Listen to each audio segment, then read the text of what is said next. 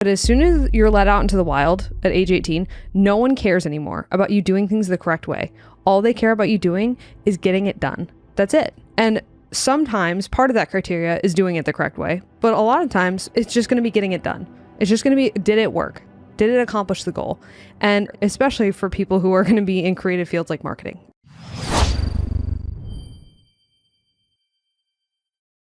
Hello, folks, and welcome back to Degree Free. It is great to have you back. We just had such a good idea for a TikTok. I'm going to do it.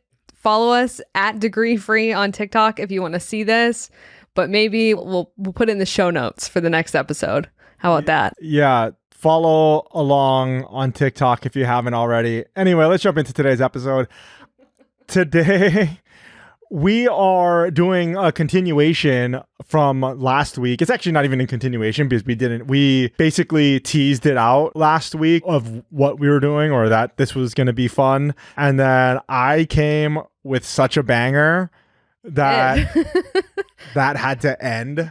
We had to cut it. We did. Because it was a complete episode, because that's what you get here at Degree Free. We like full circles. Exactly. That is what I do. I bring the heat and I just sit here. The heat was brought. And so this week we are going to be following up with what we had planned to do last week, which is, it's kind of like a mean tweet. Have you ever seen that from Kimmel? But not really at all. At the same time, it's more like a TikTok talk crap. That's really what we're going to do. We're going to talk about TikTok comments because that is where I live. Yeah. And so it's going to be, it's going to be us talking about these different comments from TikTok. And I actually have a comment from YouTube, and we're going to be talking and kind of reacting to these comments. But there's a lot of good things that I know me personally, this comment that I'm going to talk about really hit home. I think it's going to hit home for a lot of people. And so I'm really excited. So definitely stick around, everybody. But I think you are going to start off. I don't know what we're going to talk about, but you have the floor. So I was going to pick up where I left off last week with our TikTok comments, with our TikTok talk crap. We'll workshop the name. Let us know what we should say. Instead of mean tweets, we're going to come up with some TikTok label. Let us know what your ideas are for the formal segment that this should be called, because I'd like to keep doing this because it's fun. Yeah, go to YouTube, comment on YouTube. Let us know. Let us know. But what I want to do is I bumped my mean tweet TikTok comments because I want to talk about a TikTok that Ryan sent me, which never happens. I don't know that you've ever sent me a TikTok before. I'm hip, man. He's hip with the kids, but he sent me a TikTok, and holy crap, this one was a doozy. So much so that it has bumped to number 1 on today's episode that we're going to talk about. It is a girl. How old do you think she is? She says it in the video. She's 25. She's 25 years old. She looks great for 25. Hard to tell. She looks like she's 21, 22 years old. But she is 25 years old. She's a 25-year-old woman. Her handle is @fitnesswithallison. I want to make sure I attribute this correctly because people want to go follow her to see the original video. They should. But her name is Allison Johnson. The lead up to the video is I have a problem with America, which I think is hilarious because she leads with I have a problem with the country. I do not have a problem with the entity that sold me this thing that I'm about to complain about, but we'll get back to that. And essentially what she says in the video is that she's going to her serving job, like her waitressing job, and the waitressing job pays more than entry-level roles that she could get with her marketing degree. Do you want to guess how much her marketing degree cost? Well, I've seen the video, but I'm going to pretend like I didn't see the video, and I'm going to say 20 grand. 20 grand. Nice. Thanks. Way to be the boys. No, $80,000 she paid for this marketing degree. And the great irony being here, that she says she wants to apply for jobs that pay $150,000 to $200,000, but she doesn't have any experience. And then she just goes, but the degree is the experience. Except it's not. Obviously, the businesses do not perceive it that way. The college told her it was experience, but it's not. A degree does not equal experience, which is why there's so much frustration from college graduates, because they feel like once they have a degree, they have experience. But just because you purchase paper does not mean that you now have professional experience. That is not the case. Now, the other thing that I want to talk about this video that's so interesting, as I said, the fact that she goes, I have a problem with America. Why don't you have a problem with the colleges that sold you this thing that clearly doesn't serve you for $80,000? 2, this girl bought a marketing degree and then she has not been successful at marketing herself to get a job. Getting work is marketing. So clearly the college did not give her enough experience to even be able to market herself. Yourself is the easiest thing to market because you at least know yourself. She's not even able to market her own experience, her own labor to a company successfully, but she thinks a company should pay her a market value $150,000 because she says the entry-level roles are not enough. Her serving job pays more. So here we have so many problems. I don't know which problem to talk about first. Which problem would you like to talk about first? Well, first, I did want to say the $80,000 that you're talking about, that's not how much it cost her. That is how much she's in debt. So it cost more than $80,000 for that. And so, yeah, the marketing degree, one of the top comments when you click on the video, and for those that are just listening and not watching on YouTube, at the show notes, degreefree.co/podcast, I will put a link to all of the comments and all of the videos. I actually don't know how to put links to comments. And so I'm just going to put links to the videos that we're talking about there at degreefree.co/podcast. So you can go and watch all of these videos and find all these comments. But one of the top comments is another person who has a marketing degree that said, I have a marketing degree. I had 3 internships. I did this volunteer project, this project, whatever. Experience is experience. Well, look, someone with a grasp on reality. They vehemently disagreed, obviously, with her, even though they also had a marketing degree. And the marketing degree, in that person's mind, by the way that that comment was worded, or at least through text, it seemed like they agreed with your point, right? Which is like experience is experience, and the marketing degree, just because we got it doesn't mean that we are now qualified for these jobs. I think in their mind, it's just the table stakes of what you need to get the job, which I also think is erroneous. For marketing specifically is ridiculous. But if you think about it too, so she went to college, she paid $80,000 plus, more, you're right, probably 6 figures at the end of the day, all told for that. And she sat in a classroom for, we're going to conservatively say 4 years, but you and I both know it was probably 5.5. She's 25. What is that, 7 years? If she went to college after she graduated high school, 7 years. Yeah, but she's just saying that now. I don't know when she graduated. I don't think it was made clear in the video. Okay, she didn't talk about when she graduated. Okay, so she's 25 years old now. She went and took general education classes for 2 years. And then for 2 years, she sat in a classroom and she learned what was very likely outdated theory from people who do not get paid to do marketing. That's what she did. And she thinks that that is experience because the college that sold her this piece of paper for $80,000 told her and implied that it was. And that when she's done, check this box, you can waltz into anywhere you want and get paid 6 figures, which we know we've talked about on this podcast before ad nauseum, that college graduates now especially have extremely disjointed views of how much they're going to get paid. They do think they're going to walk out and get paid 6 figures, and that's not the case. It's about half or less. I think that that's the case in general, or it has been for the last 15 years.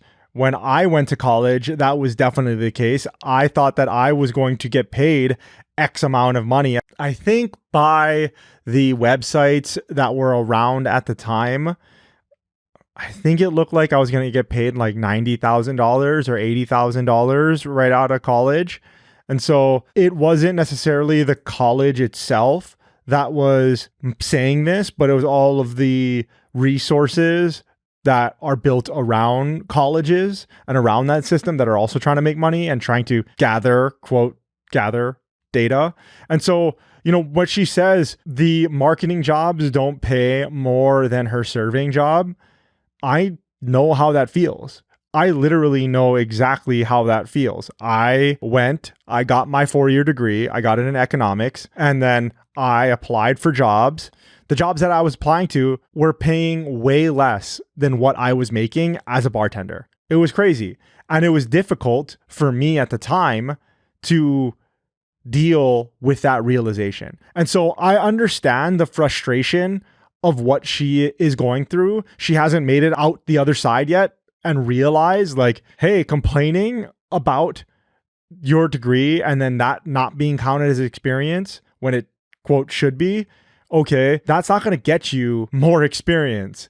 That's going to get you another day as a server and not getting experience in your marketing role. And so for me, I had to deal with this and I took a massive pay cut. I took such a large pay cut that I had to keep my bartending job on the side.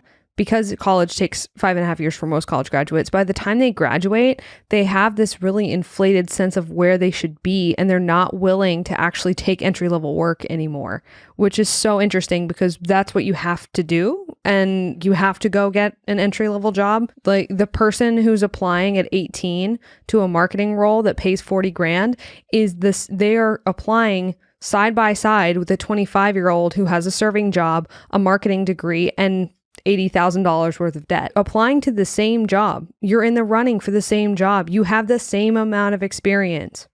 0. And that's a tough pill to swallow.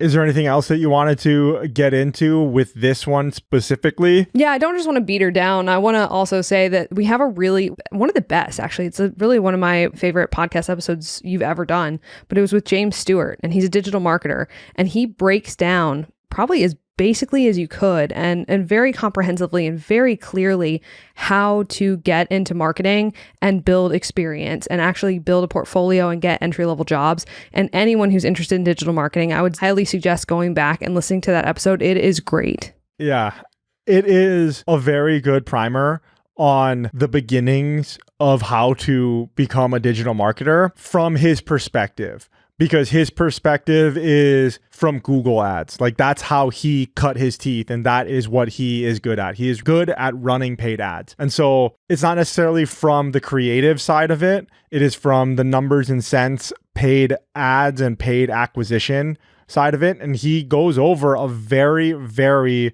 meticulous roadmap of how he would do it right now, or at least as of when we had that interview a year ago or so. Yeah, but it's super valuable. And I think anyone who wants to be in marketing, whether you just graduated or you're degree free and you're 17, 18 years old and looking to get into that world, definitely worth an hour of your time to listen to. So this is a perfect segue into what I want to talk about, or the first thing that I want to talk about, which is a YouTube comment. And this is from a while ago, but because we were doing this episode, I thought back to this comment and I was like, I got to go find that comment again and read it because there was so many red flags in here, but then I saw a lot of my old self and the things that I did and thought from back then. And so this is very related to what you just talked about. That same mindset. The papered mindset. Exactly. And so this is a video from the early days of the podcast. And once again, I'll link everything to degreefree.co/podcast so that you can actually watch these videos.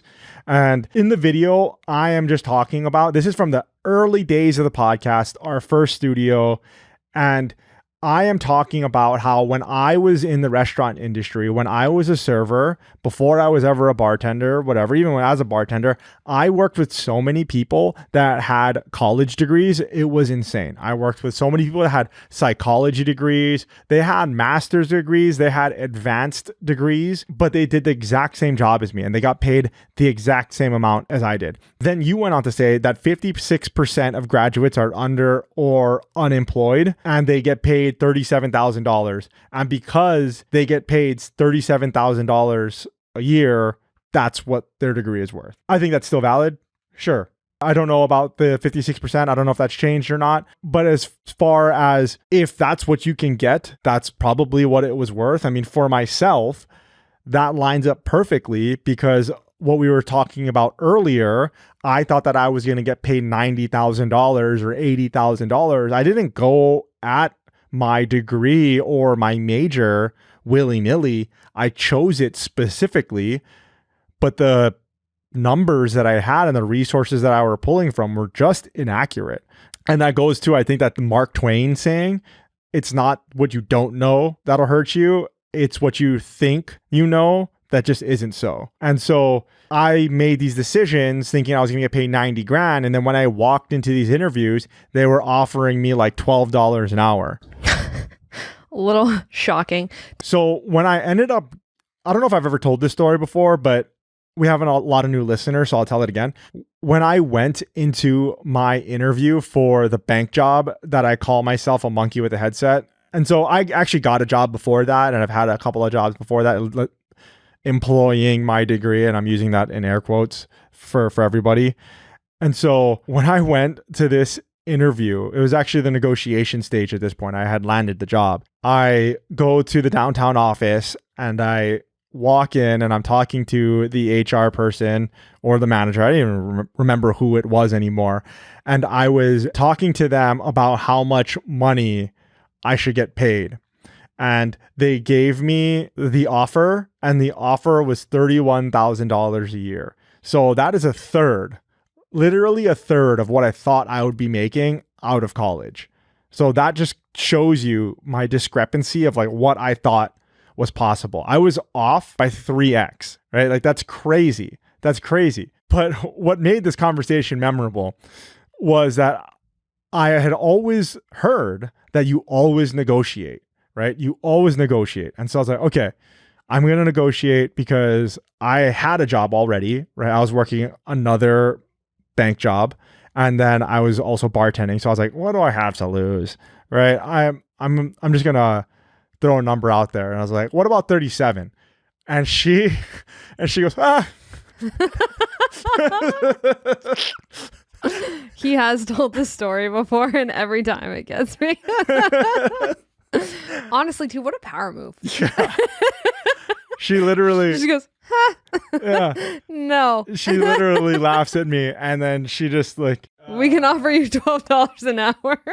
I was like, okay, I guess that's a no. Is that what you said? No, I mean, no, it's not what I said. But she laughed, she snickered, and I'm not sure. I don't remember if she didn't answer me. I'm pretty sure she just laughed and she let it sit at least for a second. Because I remember sitting in it for like what I felt was forever. Like 10 seconds? It was probably way less than that. It was probably like 4 seconds. But and then I just sat there and I was just like, oh my God. And it felt like forever. And so it was probably really what happened is that there was not a pause at all. And she was just like, no. But my memory is such that I just sat in that. In eternity. Yeah, forever. And I'm probably still sitting in it right now. Oh man, that's brutal. Well, what's funny about that is what if she had just read a book about negotiating the night before and it's like laugh when they... Right, exactly. Which was a power move. It was the first time she ever done it. Very effective. Wow, that works. Very effective. I ended up taking the job, and so for $31,000 a year. And so that number, at least in my mind, very accurate for my own personal experience. But getting to the comment of this video, I'm going to read the first comment verbatim so that we can all have context of what I'm about to say. It is a little bit long, but let's just get through it. That is not true what she said. I have an IT degree and can't find anything in my field. Years ago, when I did get IT jobs, they paid me to hook up servers and then they would lay you off. Companies were not looking for long-term employees. It's the great lie in society. I mean, other than people going in the medical field, which is nothing I want to do, there isn't much options. All I see today is a bunch of entry-level jobs that pay crap and nothing else. And if there is something else, companies throw all these extra requirements on you to get the jobs, like 35 years of experience to get the job. Problem with this country is it doesn't have enough good jobs, and it's like the lottery system. Some get lucky and some do not get lucky. So please don't say people who work all in retail have psychology degrees. That's not true at all. We have been lied to by the politicians. Okay. I don't completely disagree with some of his points about being lied to by politicians, but Sure. There is a lot to unpack there. So yeah, sure. Maybe maybe we're lied to by politicians. The fact that like all people that work in retail have psychology degrees. I've literally never said that. Well, he's referencing that portion that I spoke in that video. Like I've literally never said that. I'm talking about my personal experience working at restaurants, and every restaurant that I've ever worked at, of which I've worked at many because I did it for over 10 years. And I've worked at my fair share too. Yeah. So, and everywhere that I went, there were people that had college degrees and advanced degrees in every single restaurant that I've worked at. And so I'm saying from my personal experience, that has been the case. And it's not just one person, even though the teams are small at these restaurants. It's some of the restaurants that I worked at. Also, you and I both have worked all over the country too. That's the other thing. Exactly. And so my big thing with this comment is having to do with the mindset to write this comment. And so I don't know. I've thought about this for a while, and I don't know what else to call this mindset other than a losing or a loser's mindset. I'm not calling this person a loser. The reason why I'm saying that is this transported me exactly into where we have been talking about this entire day. This entire time, we have been talking about me in college and me right out of college. And this is the exact same mindset that I had. And so I'm not calling this person a loser. I am very comfortable calling myself a loser, at least back then, very comfortable, because this is the exact same mindset that I had, which is I got this degree. I went to school for 4+ years. I did this. It's supposed to be experience, like that girl was saying, right? It's supposed to be experience, but it's not. Give me the job. And this is what we've come to refer to at Degree Free as a papered mindset, because you believe what you've been taught, which is that if you do certain things, you get specific results, and it will always work that way. And that is how it's supposed to work. And that is how you deserve it to work. All of those things may be true, right? It could be very true that it should work that way. And you were told that. And because of the work you put in, that should be the result you get. However, that is not the reality. And getting stuck, and this is where people get stuck in a papered mindset, which is they stop when they're confronted with the reality that, oh, you know what? Maybe it doesn't work like that. As this guy's, he's reached the right conclusion, which is it doesn't work how I've been told it works. Yes, it does not. It does not work the way that you've been told it works, which means you don't know how it works, which means it works any way you can get it to work. And that is the Degree Free way. And then the commenter, I know where the story is going, but yeah. So if it doesn't work, change. I mean, that's where we're going with this. And I'll get to that in a second. Yeah, you don't just sit and complain. But to add more context to this and how I fully came to this conclusion, you might be thinking now that, wow, that's kind of hard to judge somebody on those things. And I'm not judging the person. Like I said, it's just like the mindset, the comment, and it made me jog and think back in my own life about it. But the comment, the next one down, was this person. It was a degree-free person who had certs, who works in IT, and who was asking this person about, hey, do you have certs? How does your resume look? What are you doing? I want to help, right? And this person saying like, I'm just trying to be helpful. And if you read this comment, it is very, very helpful. He's taking time out of, and I don't know if this is woman or a man. I'm just going to say he. So he is taking time out of his day to help this person to write this down on their phone or on their computer, ask all these questions so that this person could give some answers so that he could give some insight. That's obviously what this person is trying to do. Props to commenter too, by the way, also for this, because this is a very degree-free thing too. Once you figure something out and something that works for you, tell other people, tell as many people as you can, because you never know if you can get somebody around a roadblock by just telling them one sentence. You just never know. So you always share if you can figure something out. Yeah, absolutely. Which is why we started the podcast. Yeah. And then this person answered some of the questions in a sentence. And then in another comment, they said, you're not helping. You're actually making it worse for me. A cert isn't going to help me program. A cert isn't going to help me take apart a computer or work with complex algorithms. It's like every time you get a degree, they want a cert, then a license. It never ends. How much do I have to do to get ahead with this BS? And then this person sent another comment saying, easy, mate. Don't get ahead of yourself. You sound like you've got decent qualities. Landing an entry level IT role shouldn't be too difficult. How's that resume look? I'll shoot you a DM with some info. Oh, comment or two. Yeah, amazing. Really, really amazing. Dude. And the original commenter didn't post back to this. So I hope they DM'd, and I hope that this person found a job or is finding a job. What the irony of this too, does commenter one not see the irony in saying that like this is not true, it's degrees, but then his degree is not getting him work? Does he not see the irony in that? Not only that, but there's a person that is degree free that is trying to help you do it, but literally saying you're not helping. Yeah, shooting him down while he's trying to help him troubleshoot because he's clearly having issues. Exactly. You're clearly having problems and this person's trying to help. At the same time that this person is trying to help, you are saying that it's not possible to do what this person who is trying to help has done. Already done. Yeah, that's so true. It's just so much irony. It's an irony sandwich. It's just like you're saying it's not possible to get a job without a degree. It's not possible to do it. But also, I can't get a job with my degree. And then there's this person, a degree-free person who has a job in your field that you want without a degree and is willing and able to take time out of their day to help you figure out what's wrong. Exactly. Trying to help you get this role, and you are not willing to accept it. That's tough. One of the things that this also reminded me about was when I was younger, I thought that I knew everything and I thought that I was smarter than everybody, and it was really bad.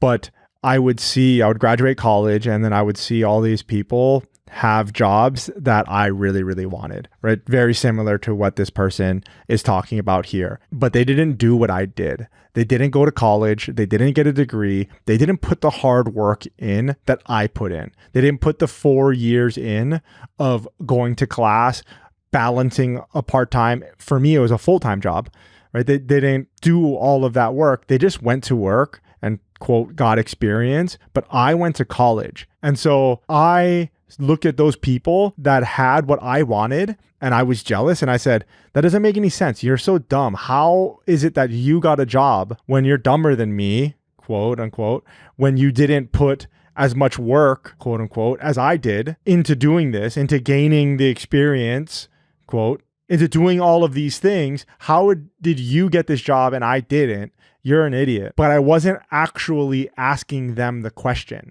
It was a rhetorical question in my mind that I would say, and stories that I would tell myself to make me feel better about the situation that I'm in, which is doing these actions and getting the same outcome, and then doing the same actions and getting the same outcome. What I should have done if I wasn't jealous is I should have gone to them, even if I thought the things that I thought, which we can get to that another day. You probably shouldn't think that. You shouldn't think that other people are idiots, especially for me, because I'm an idiot. Yeah. And so you should just go to that person and you should say, how did you do that? You have what I want and you took a different path. I wasn't aware that that path existed. And so I would love it if you took some time out of your day to explain to me how you did it. How did you do it? Okay, that's how you did it. Wow, I didn't realize that. I thought this path, college, was the only way to do it. And you're telling me, you're totally breaking my frame. You're totally shattering the glass. You're telling me that there's an entirely different way. And I promise you, if I had done that back then, I would be way further ahead in my own life with the career goals that I want to accomplish and the things that I want to do. And I promise you, with whoever is listening to this, myself included, if you do that right now, today, with something that you want to learn or the person that you want to be, no matter what level you're at in life, you will get ahead quicker. Absolutely. I could not agree with that more. The last problem that I wanted to highlight from this segment is the problem of schools and the problem with binary thinking. And so I'm equating the two just to make it simple here, but schools teach you that there's a right way to solve an answer. Go back to your high school or your middle school English classes. They say, this is how you write an essay. one of the most creative endeavors that you can do, which is write and tell other people your thoughts and convey those thoughts to somebody else to have them think that, they're telling you that this is the only way to do that. Intro paragraph, 3 body paragraphs, and a conclusion where you sum it all up. That's how they tell you to do it. But really, there's a million ways that I could tell this story. I mean, we could have started this podcast with this. Some people listening to this probably like, I wish you would have. Get to the point already.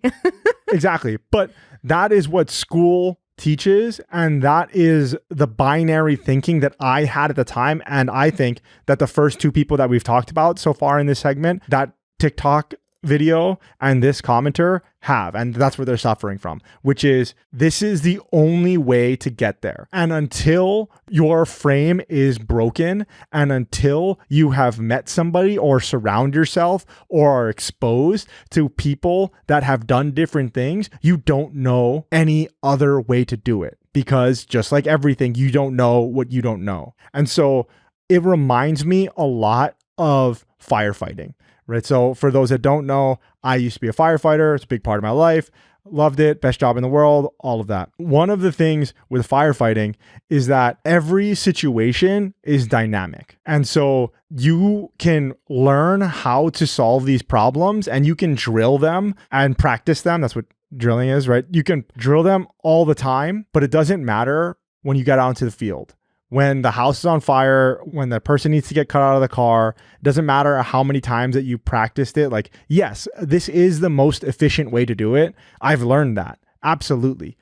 But there's 100 other ways that you could do it. There's a million other ways that you could do this exact thing. And so a framework that my crew used to use, or at least my engineer used to use, was, did it work? That was it. That was the question, right? Did it work? Did we do it safely? Right? Are we still alive? Did we accomplish our goal? Okay, perfect. Sounds good. Let's talk about how we could have done it safer. Let's talk about how we could have done it more efficiently. Let's talk about how we could have communicated more in the process. Right? Let's talk about how we could have prioritized and tackled the tasks that we did in a more intelligent, safer, efficient way. Sure. But at the end of the day, there's only 2 questions. Are we alive? And did it work? It's that type of non-binary or dynamic thinking that really, really helps and really breaks your frame for all of this. Because then you'll see, I need to get an economics degree to go work in banking. I need to go get an economics degree to go become an economist. I need to go get a marketing degree to become a marketer. And that is very black and white. It's 1 or it's 0. It's yes or it's no. That's it. But then when you meet somebody that didn't do that, well, everything changes. Everything changes. Yeah, the glass breaks. And you're just, oh, wait a minute, what? This is not an attack on training basics. That's not what we're talking about. Because in the story that Ryan just told about firefighting, you have to know fundamental basic principles of things in order to use them, right? That's not what we're talking about. What we're talking about is teaching people that there's only one way to do things. That is incorrect. Because as soon as they're let out into the wild, specifically in high school, I will say, I'll talk about this, but as soon as you're let out into the wild at age 18, no one cares anymore about you doing things the correct way. All they care about you doing is getting it done. That's it. And sometimes part of that criteria is doing it the correct way, but a lot of times it's just going to be getting it done. It's just going to be, did it work? Did it accomplish the goal? And especially for people who are going to be in creative fields like marketing. Hey there. I hope you're enjoying this episode of the Degree Free podcast. At Degree Free, we want to help everyone thrive and succeed without needing a college degree. And the only way to truly reach everyone is with your help. If you're getting value out of this episode, or if this is your 2nd, 3rd, or 4th episode that you're tuning into, if you could just ship this to a friend, just click that one button and share it with someone in your contacts or on your stories. It would mean the world to us. And more importantly, gets our message out to more people who need help getting out of their current situation. If you could do that right now, that would mean a whole lot. There's a bunch of things. I want to give a drill for parents to talk about with their kids, or things that you could actually do if you don't have kids to help foster this mindset and to help foster this type of problem solving. It's a drill that some of my friends used to do. I was on a different company I was on a different truck and at a different station, and I don't know if I've talked about it on this podcast, but I'll get to that in a second to talk about what you were saying, which is doing the basics and learning the foundations of something. It reminded me of, I mean, this is all of firefighting, but it reminded me of a story or of a time when it was really the first time that I was thrown out of my preparation. That happens a lot when you're new. Totally happens because you learn in the classroom one way and you're like, CPR is supposed to look like this, and then you go and you break your first ribs and you're like, oh my god, I didn't realize I was gonna break ribs. You know what I mean? It's like tough, and you're like, am I like, anyway, sorry, I don't want to get too graphic, but it reminded me of my first auto extrication, and I'm not sure if I ever told this story, but when you're learning auto extrication when you're a firefighter, if you are in a well-funded department, you're fortunate enough to have access to cars, you are going to learn in a pit somewhere. You're going to learn in an environment that's very safe, right? Whether or not that's your local junkyard, or if you're fortunate enough for your training center to be able to bring in cars and have a car pit there for you, whatever it looks like, that is what you're going to do. In this environment, it is chaos, sure, but it is the nicest that you will ever get these cars. These cars are absolutely smashed, right? I mean, they're absolutely smashed, and you have to learn the fundamentals. I'm going to cut here. I'm going to spread here. I'm going to cut here. I'm going to spread here, right? And then that's when we're going to roll this back, and then we're going to extricate the victim, right? Like that's what we're going to do. And that's the play that we're going to run. Yes. Is it in the hot sun? Absolutely. Is it hot in your gear? Are the tools heavy? Does it suck? Absolutely. But that's just the table stakes, right? Like that's just what you have to do regardless of the situation. Now, what you're talking about learning the basics, when I had my first alarm, I got to scene and we got to scene and it was absolute chaos. Sure, the car was smashed and that kind of looked familiar. But then there was another car that was in a totally different orientation than I've ever worked on. And we didn't work on that car. We had to extricate the victim in this car, and the other truck was extricating the victim in the other car.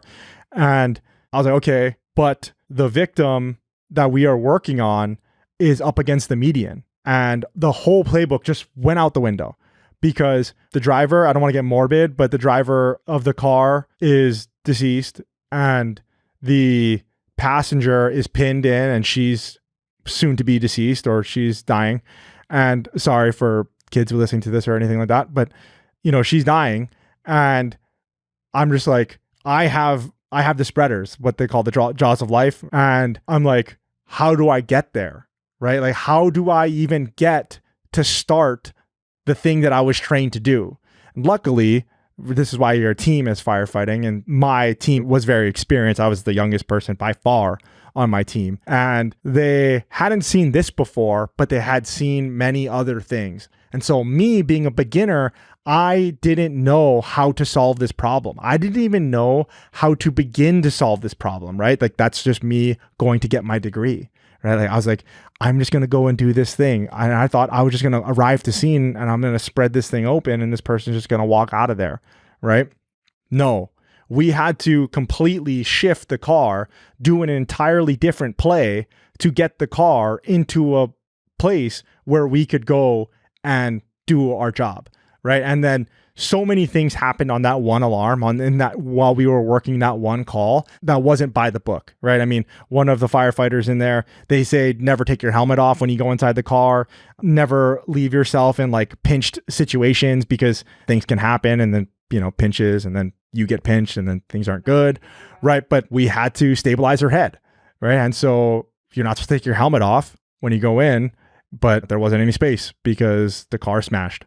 And so one of the boys had to go in the back. We had to break a window in the back. We had to go stabilize her head. To get her out. Yeah, stabilize her neck because we were about to jostle a bunch of stuff. You know what I mean? And we didn't want to injure her further. But anyway, there's a whole, and he had to take his helmet off. He was in a pinch zone. It was very, very, quote, unsafe. And it wasn't by the book. But prior to that, I had no idea of what could be done.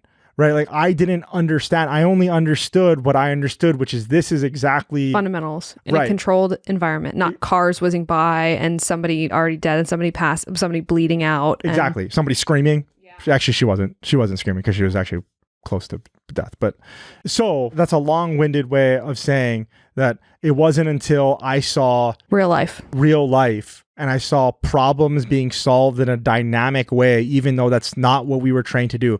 And even though that's not what I knew, that is when it clicked for me that I was just like, okay, there's like way more ways to solve this problem of auto extrication. There's way more ways of us being able to solve how do we get work? How do we get jobs when they say college degree required, right? And so as promised, a drill that one of the guys did at his company on his truck at their station was they filled up a mop bucket and with water pretty much all the way. I think it was like 3/4 full. And if you fill up a mop bucket or any bucket, right, it's very sloshy, especially mop buckets. They're very, very sloshy because they're like weird shaped. Anyway, what they did is they set up a big tire and they stood that tire up and they said, move this mop bucket to the other side through the hole of the tire without touching it. You can use any of the tools on the truck. And so what it did was it was like tool familiarization, right, for them. So it's like a firefighter is nothing without his tools, right? And just like you're nothing without your tools for whatever career that it is that you do. But then also just thinking through the problem dynamically, like how do we get this freaking mop bucket through to the other side without touching it? Right. Like if you're a job seeker, all right, what tools do you have? You have your resume, you have the skills that you do have in your skill stack. All right. Which ones do you need to mix and match? Which ones do you need to get? What are you missing? Who do I need to talk to? Who do I need to network with? Who do I send that cold DM to? Do I need to get a LinkedIn? Yeah. How many do I need to send 100 messages? What's the project that I need to start in order to get recognized? Do I need to start searching a slightly different term when I'm looking for jobs, right? It could be that simple. It literally could be that simple. Or even simpler is just applying for jobs that say they require college degrees and ignoring it completely. So you can do something similar with your child or with yourself. I know it's difficult with teenagers because, they're teenagers, right? And then they're busy and you're busy. And so I get it. But it is a great way to bond with your child and even younger children could do something like this too, just to help stimulate dynamic thinking and dynamic problem solving. Yeah, there's lots of ways you could do that. So in the same vein, since we're talking about this, I think that this is something I'd also like to bring up. I made a video on TikTok about how guidance counselors and teachers have little to no vocational creativity. Now, I want to preface this with the fact that one of my dearest friends is a speech pathologist and she's married to a teacher. So it's not like I don't know and love any teachers in my life. So I'm saying this because one, I have experience with it. And two, it's just the truth. They just took a job that they saw. They did it in a very binary papered way, which is check these boxes and apply for these jobs. And then typically they stay in the same jobs. Right? Because it's just the way it's laid out. So I made this video about how guidance counselors and teachers have little vocational creativity because they didn't need it. And they didn't need it to get the job that they have now. And what was interesting about this was, I think it's got like 100,000 views now, but overwhelmingly, parents were like, yes, 100% this. So parents agreed with me pretty much across the board. And there was one guidance counselor who was determined to prove me right, who apparently this hit too close to home for. In the video, I talked about the fact that if your child does not have a clear path to college, guidance counselors will either not talk to them or they will send them into the military because that's all they know how to do with them. So if there's not a clear path for your child to college, guidance counselors will send them into the military or just kind of tell them that they're out of luck. The only tools that they have are the ones that are predetermined. So they have college, they have the military, right? They'll tell them to take the PSAT, they'll tell them to take the SAT, or they'll tell them to take the ASVAB. That's kind of what they do. That's kind of their deal. And this particular guidance counselor took a lot of issue with that and said, no, this is the guidance counselor's comment. I make sure I get those kids on job sites. And I responded with, why would you immediately put them on a job site if they don't want to buy a degree? And their response to me was, you're full of crap. I show the kids all of their options: college, trades, and the military. And there's the smudgeness. I couldn't have written this any better because this dude, it was a guy. This guy is telling me that I'm wrong and then confirming that his range of knowledge for what to do with kids after they graduate from high school is the military or college or the trades. That's it. There are no other things. And So basically, what I want to give you all is here's how to make sure guidance counselors and teachers don't accidentally limit your kids with their own lack of out-of-the-box thinking. Number one, when your child says they may want to pursue something, find out if it legally requires a license and if part of that license requires a college degree, i.e., CPA or veterinarian. It is easier to tell you the jobs that your child cannot have without a college degree than to tell you which ones they can, which is why this is difficult for guidance counselors to be good at, because they just don't know how to do it and there's no resources for them to know how to do it. So we're not going to make them do it. We'll do it. That's what we're going to talk about. So 2, if whatever job your child wants does not legally require a license, find out what skills they actually need to have in order to get an entry-level job in that field. Not even entry level, any job. Number 3, find out what options they have to learn those skills. And when I say options, I mean like, are there vocational programs? Are there online programs? Are there free resources that they could use to teach themselves the necessary skills in order to get these jobs? And step number 4, which is just a point, it is very likely that there are far less expensive options, far less time-consuming options, and far more effective options than buying a college degree in order to help your child get the work that they want. So follow those steps, and that if you do those with your child, you will help open up the world to them, while at the same time showing them how they can critically look and say, do I actually need to buy a college degree to do this? Because if they don't, then they won't end up like Allison, our girl from the beginning, who bought a marketing degree when she should have just gone out and gotten a marketing job. So I have a question. When that counselor was saying, I put all my students on job sites, what did he mean? He meant physical jobs. I asked, it was in the thread, but it's hard to find the thread because there's like thousands of comments on that video. But I asked, do you mean physical job sites? And he said, yes. No, so not like he puts them with a temp. I asked that question. I was wondering that too. I was like, oh, because putting them in an actual work environment is a good idea. But no.